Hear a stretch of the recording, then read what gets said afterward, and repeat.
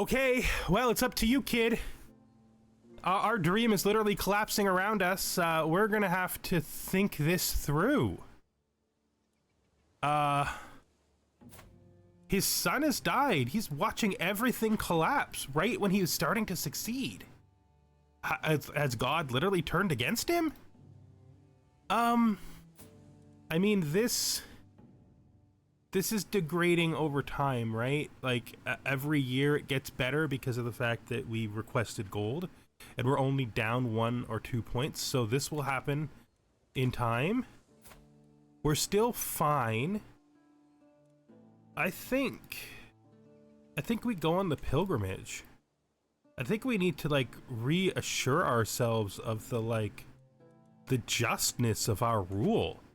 Because, I think he might believe that this was directly his fault. There's two people he's in a mind to blame about this. Himself for neglecting Sidwell's injuries and not directing the doctor himself, and Cillian for failing to do his duty and keeping her alive. So either the priest failed him and he has to reconsider his faith, or he himself failed and he has to reconsider who he is as a person. This is a tough journey. So we're gonna follow the safest version we can basically make here of the route of St. James. It's gonna be an approximation because we're gonna have to, of course, like people would do in real life, it's not a specific route, it's just a way that people go. So it's just like a reliable path. So we're gonna pick a route that like approximates it but keeps us out of danger as much as we can. Basically, this pilgrimage represents him praying. This is basically him going and praying for the life of his grandson. If we gotta go through the danger territory anyway, we might as well go to Pamplona on the way. And if God refuses to answer his prayers, that probably means that he's forsaken. I don't even know what that would cause him to do. If he can regain some degree of his faith in this, I think he's going to have to try to have another child. Convince the Pope that in spite of the fact his marriage to Countess Brerge was in good faith, that he needs a pragmatic divorce. Because otherwise the family will die. What a weird outcome that would be. No, we don't want that one. That one's bad. We want,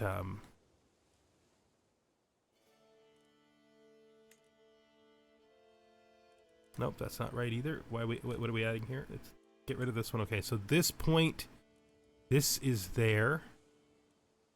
Right, and this is here. So between those two, we want to go that way.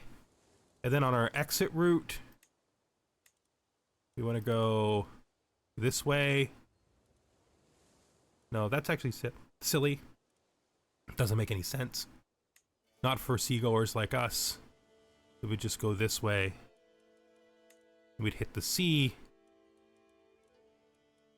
And then we would avoid the dangerous deep waters. So we need a mountaineer and mercenaries. Is not mercenary. Let's do this. A mountaineer. What else does that leave us with? It's dangerous. One forest. So no, we're gonna take the mercenaries. It's gonna leave us with a little bit of danger, but we're not thinking about that right now. We're just trying to hold ourselves together and do the thing that makes the most sense to us at this time, which is go on a pilgrimage to Santiago along St. James Way in order to pray for the life of our grandson and to validate asking the Pope for a divorce from our infertile wife. This is not where I expected this to go. To lose his son and then Sidwell to accidents that quick after each other. Take off the stress, means we really can't afford stress. Gonna spend a few nights visiting our distant relative in Brittany who, realistically, you know, we do have a secret heir. This guy. He's like a pocket heir. But he's like the last, and he has not had any children with his 20-year-old wife. Probably because people who don't have land are less likely to have kids. That's wild. We're gonna need to radically change our plan here with our nephew. We're going to elevate our brother's son right away. We were originally gonna give Sir Gerfyrden to Rickett, but of course Rickett is dead, so we're gonna give it to Alan instead. My original plan for him was to take over Leon in Brittany, but we're not ready for that yet, because we're gonna give him land we have instead of waiting for conquests that are gonna happen in the future. Because he is our ultimate heir, like he is the final thing. I can't believe both of my children died in the same year from accidents. The worst part is, I'm pretty sure her death was because of multiple repetitive failures of the doctor, of Scyllin.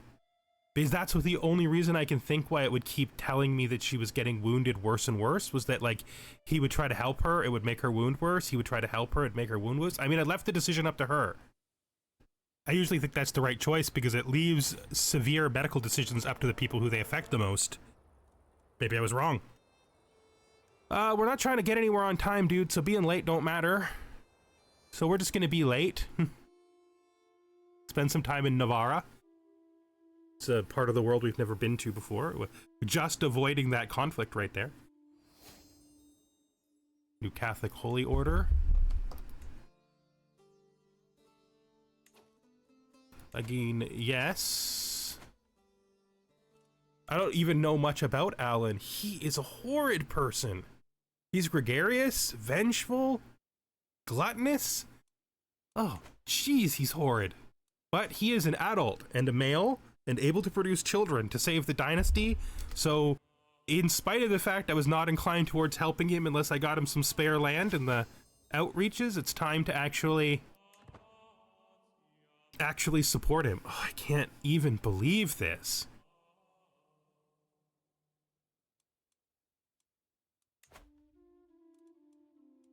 Come on, kid.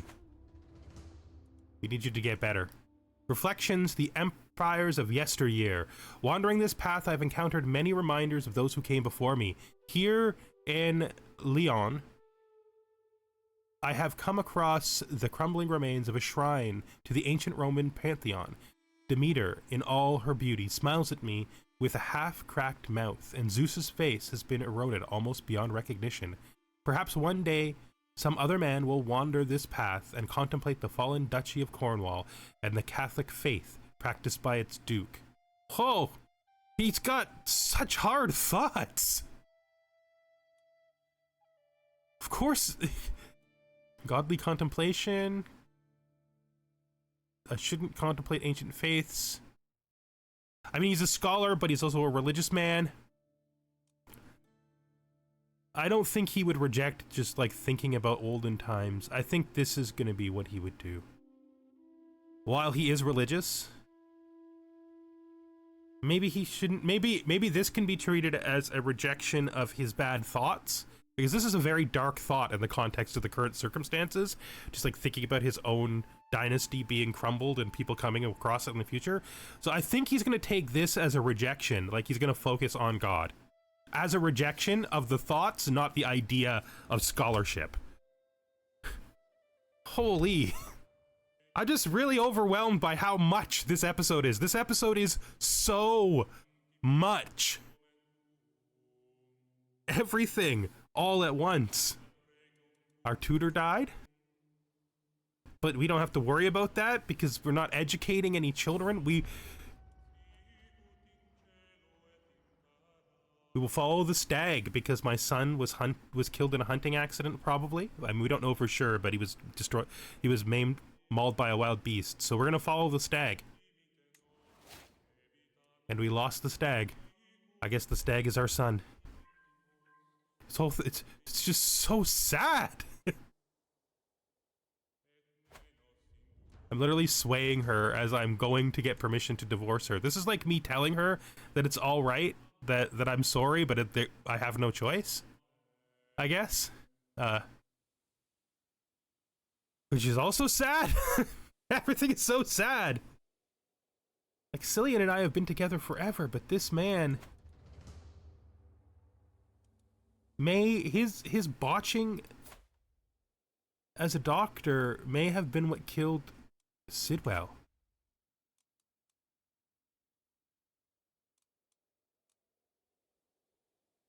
You know,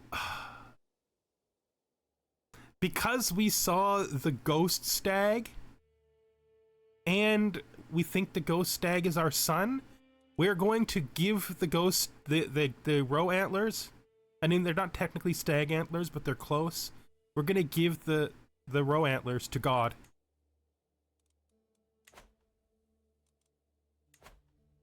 Still sick, but he got to 1. New perk, learning lifestyle perk.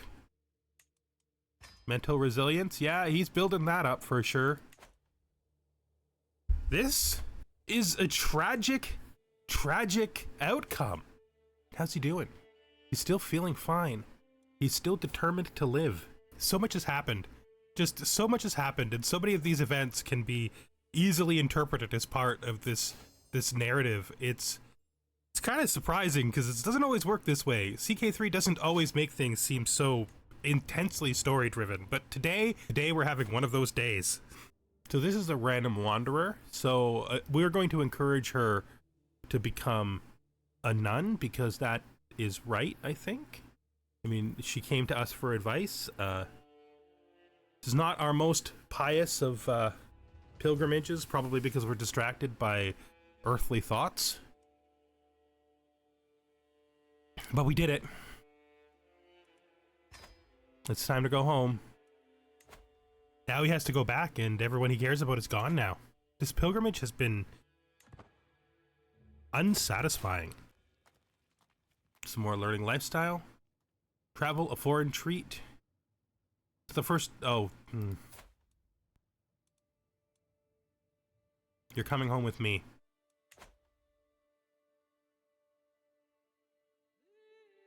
You're not abandoning me on this journey because you had a brief dalliance in a foreign land, man. I need you. You are my last truly reliable courtier and member of my my entourage, because I don't know if I could even trust Cillian anymore. Seeing as I'm pretty sure he was directly his failures, multiple failures, were directly responsible for the death of my child.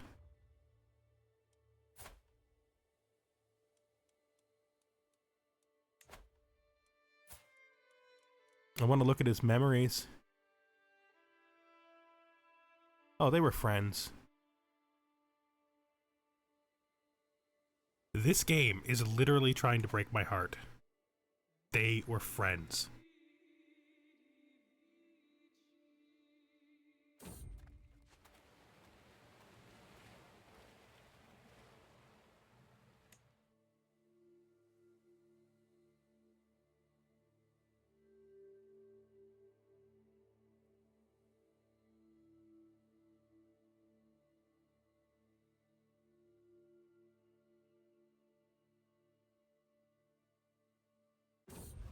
I have to assume.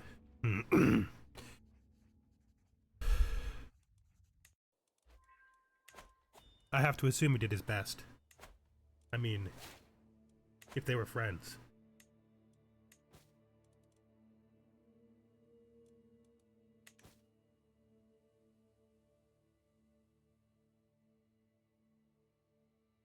I have to assume he did his best.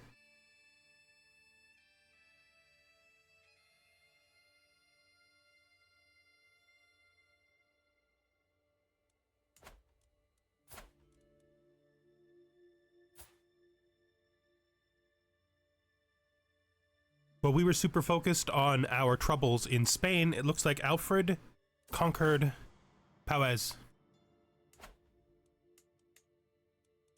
Christian play in Exeter.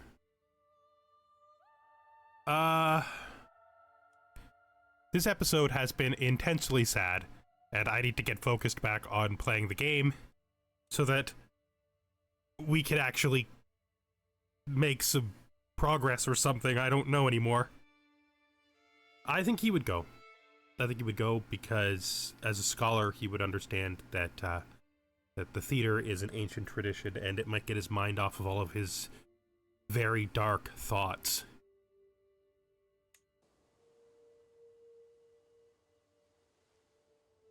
The fact that Duke Dumnarth is continuing at all is a testament to his strength. I mean, he is a strong person, I guess.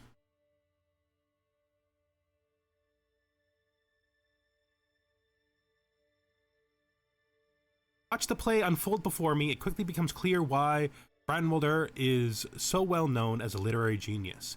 The prose, the performance, all of it makes me feel as though I'm witnessing the events of the scriptures unfold in front of me, as if I were there to behold God's work in myself.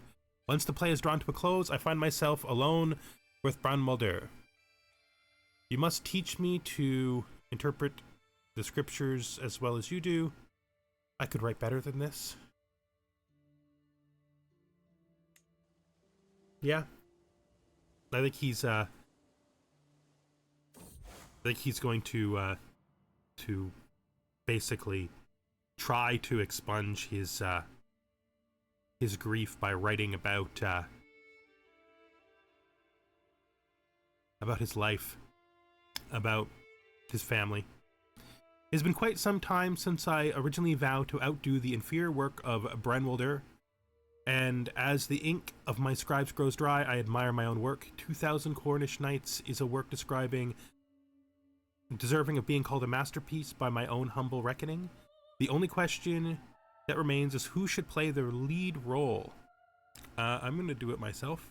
Who is best apt to play the tragic figure in this story than the man himself? This could be his epiphany to continuing on with his purpose, if it goes well. I take a breath and prepare to perform my play, assured that it will be impeccable with me here to deliver its pious message. I take a deep breath and recite my lines flawlessly, the audience surrounding me falling captive to my own words. I enlighten them with my masterful interpretation of the tales from Scripture. As the crowd erupts into applause, I am assured that I outdid myself and showed Branwalder how a real Catholic writes a play. This is probably going to be life-reaffirming for him. At least to a degree. At least until we find out what happens to his grandson. If his grandson dies, I don't think anything is going to bring him back to himself. Sadly, we have to do this. To end the sway.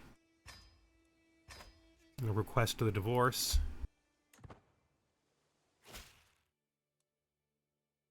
I am sorry. In order to make that worthwhile, we need to abandon celibacy. And then we need to find a wife so that this celibate man can try to make an heir in his 60s. Ugh. First, I think we look to the characters in our life. We need someone of age, obviously, or so close to being okay. That would have been a good choice if she was just a little bit older. But nobody that we care about or have recent relationships with has a daughter of the right age, which means we're going to have to be more pragmatic about it. I'm going to sort by... I suppose that I should be doing alliance power, but that doesn't really feel right. He's not looking for an alliance. He's looking for someone someone with a nearly equal station to his own that he can create an heir with in his failing years so that his dynasty doesn't fall, to the scoundrel Alan, really. That's the ultimate fear, that his grandson and rightful heir dies of its illness, and Alan gets it. I mean, if Alan gets it, it's better than a stranger, I suppose. I'm really not sure how to do this. My hope is that I would have found somebody of the people he actually knows. This list seems filled with strangers and people that he doesn't want in his home, let alone people that he would want to, like, father a child with. What a terrible situation for this old man to be in. Well, I mean, I said he feels life reaffirmed, so this is part of that, I guess. Let's sort by age and say only adults, so that we start here. In fact, we can then do alliance power and see what we get. This 18-year-old Welsh girl.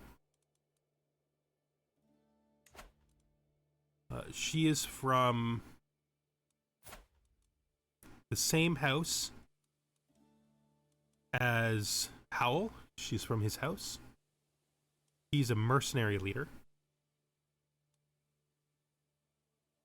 But this might be worthwhile, even though it's definitely marrying down, because of the family connection. I suppose if they were to have a child together, that would bind the two houses together at long last. That might be a motivation. So it's like, let's see. Let's see if we could trace this family connection appropriately and figure out what's going on. So this guy's parent is the brother of Howell's. So Howell ousted. So let's actually look at their family tree, right? So let's look at their family tree. Howell ousted his uncle. This is his uncle's son. So his uncle used to hold Gwent, but in the early part of the game, before Howell was in my sights, he ousted his uncle, who was the Count of Gwent, which means this mercenary leader was the son of a count, which means he's not, like, I mean, his position has degraded, but it's not degraded so much that I think that it would be impossible for me to consider this. It's very local. It's connected to the other families of the game. I think we're gonna do this, in spite of the fact it's not a great wedding for me. I mean, I'm not losing prestige.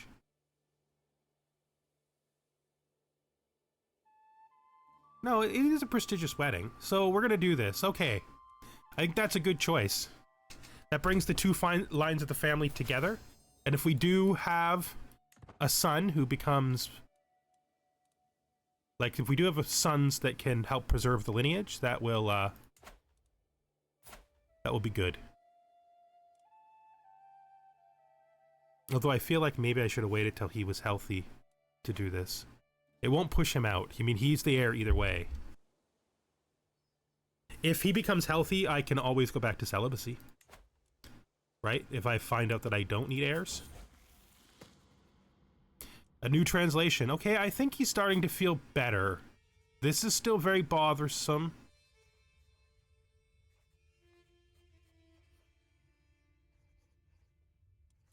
Still very bothersome, but we can still hope that he gets better. I mean, we did all we could. We already prayed.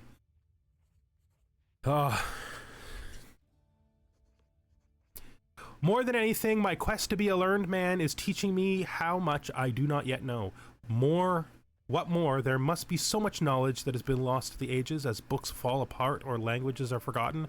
Perhaps I could contribute by making a new translation of one of the classic works. Although, what would I translate? I'm fine. We don't need to stress off. The Court of Agriculture? The Corpus Hermeticus.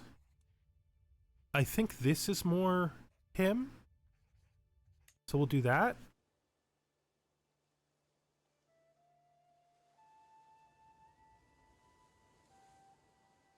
I'm actually going to reverse my decision. I'm going to remain celibate. That's a risk. That's a big risk.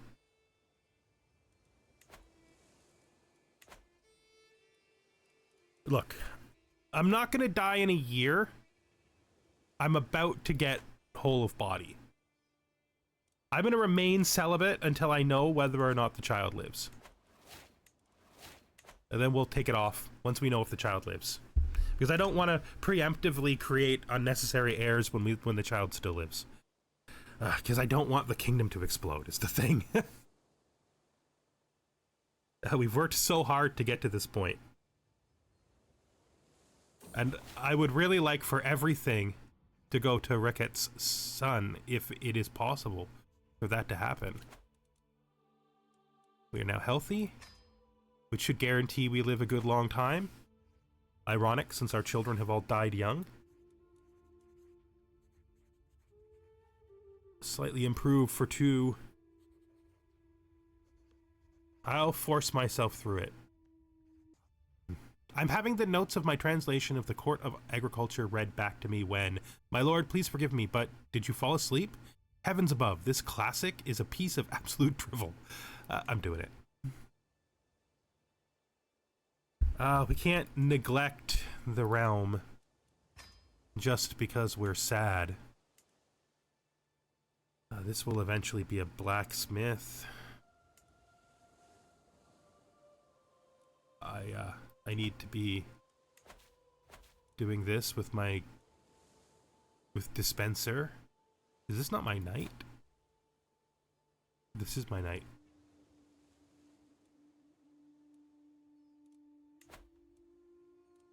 I'm gonna find him a wife.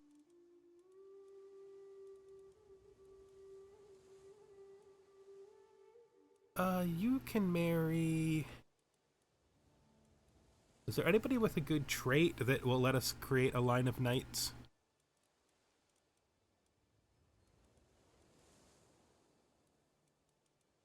That are actually good that we can keep around? No, not really. I mean, there's good traits.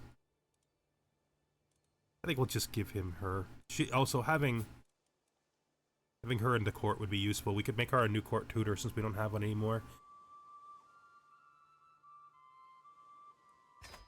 So let's get him married.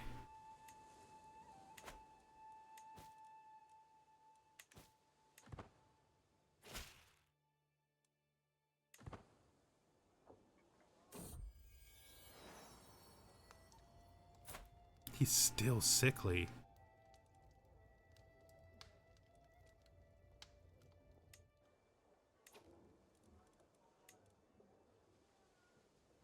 He's bossy.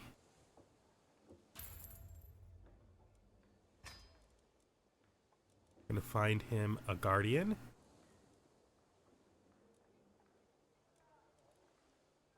Even though I have no right to expect that I'm gonna live to 75, it feels like I would do this myself.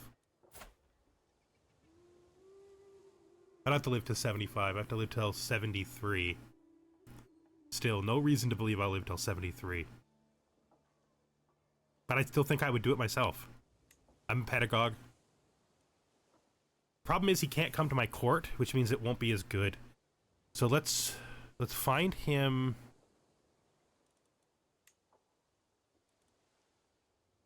That woman that I literally just brought into my court is like perfect for him. His culture is right. His religion is right. He will accept. Will she go to him?